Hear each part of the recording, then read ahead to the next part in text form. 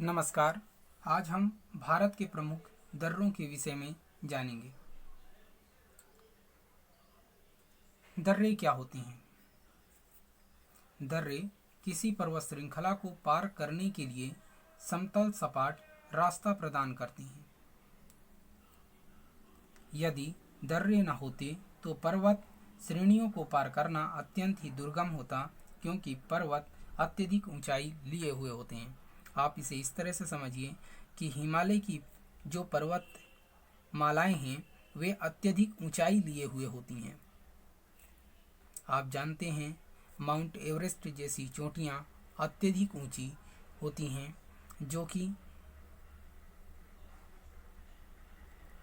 भारत ही नहीं पूरे विश्व की सबसे ऊंची चोटियां हैं। इसी तरह हिमालय पर और भी बाकी ऊंची ऊंची पहाड़ियां पाई जाती हैं।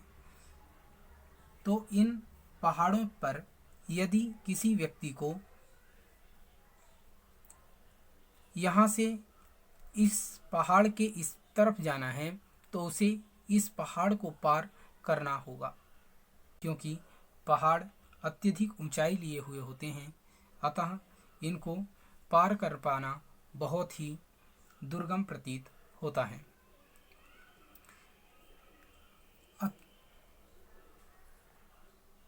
किंतु यदि इन पहाड़ों को काट करके कोई एक ऐसा रास्ता निकाल दिया जाए जिससे आसानी से पहाड़ चढ़ने की जरूरत ही ना पड़े, जैसे ये एक पर्वत श्रृंखला है, इसके बीच में ये रास्ता कर दिया गया, तो अब इस पुरुष को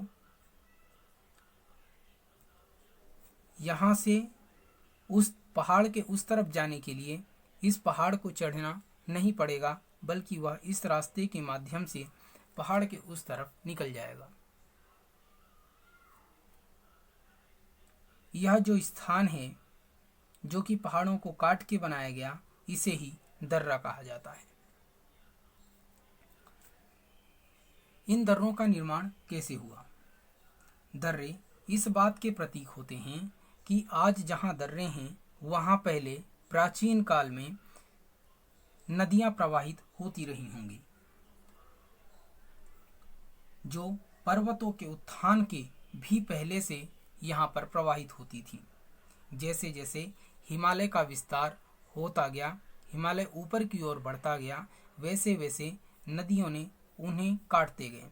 जैसे पहले हिमालय इतना उठा होगा, तब नदियों ने इसे काट दिया, फिर हिमालय कुछ और उठा, नदियों ने इसे भी काट दिया, फिर हिमालय और उठा, नदियों ने इसे भी काट लिया, और धीरे धीरे यह हिमालय ऊंचा उठता गया और नदियां इसे काटती गईं। इस प्रकार यहाँ पर एक गहरा दर्रा बन गया।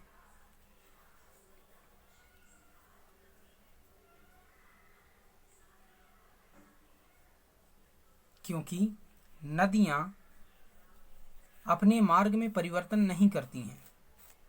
अधिकतर नदियां अपने मार्ग में परिवर्तन ना करते हुए बल्कि आने वाले अवरोधों को काटती चली जाती हैं, जिस कारण इस तरह के बड़े बड़े गार्ज का निर्माण हो जाता है। किंतु समय के साथ ऐसा हुआ कि ये नदियां विलुप्त हो गईं। कारण चाहे कुछ भी रहा हो, जैसे उन नदियों ने अपना मार्ग परिवर्तित कर लिया, भूमिगत हो गईं, दूसरी नदियों में मिल गईं, तो कारण चाहे कुछ भी रहे हों, पर इन नदियां अब इस स्थान पर नहीं बहती हैं, जिसके कारण ये दर्रे बन गए और यहाँ से आवागमन शुरू हो गया। अतः इन्हें ही दर्रे कहा जाता है।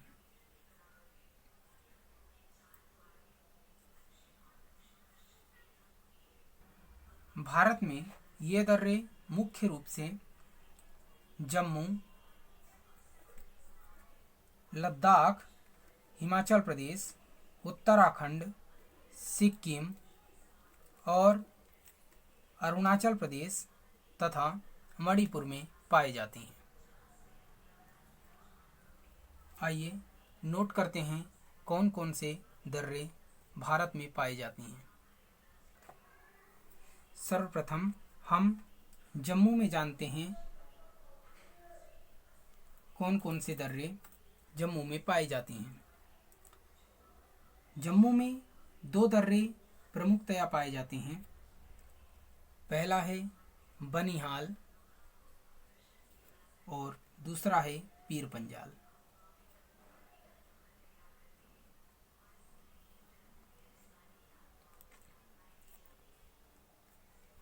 उसके बाद लद्दाख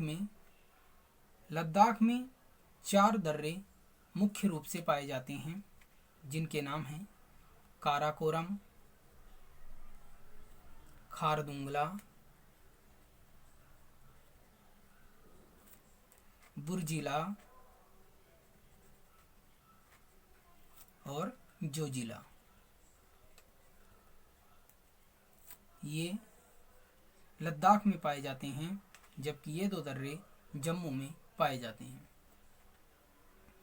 इसके बाद बात करते हैं हिमाचल प्रदेश की। हिमाचल प्रदेश में 4 दर्रे मुख्य रूप से पाए जाते हैं। नाम हैं सिपकीला, बाड़ा लाचला,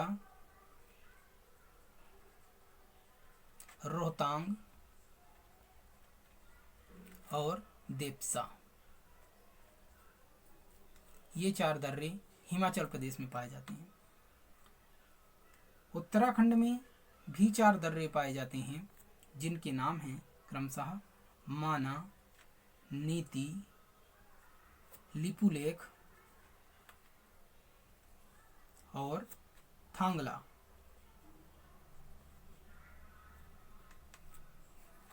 इसके बाद हिमालय नेपाल में चला जाता है और फिर कुछ उभरा हुआ सिक्किम में मिलता है। अतः सिक्किम में दर्रे हैं 3, जिनके नाम हैं नाथुला, जयलेपला और डोंकिया। नाथुला, जयलेपला और डोंकिया।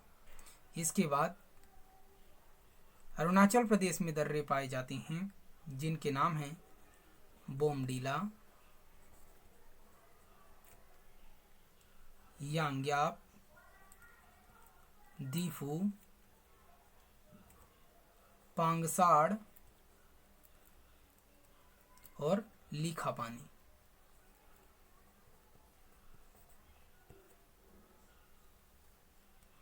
अरुणाचल प्रदेश में इस तरह 5 दर्रे मुख्य रूप से पाए जाते हैं। एक दर्रा मणिपुर में पाया जाता है, जिसका नाम है तुजु दर्रा।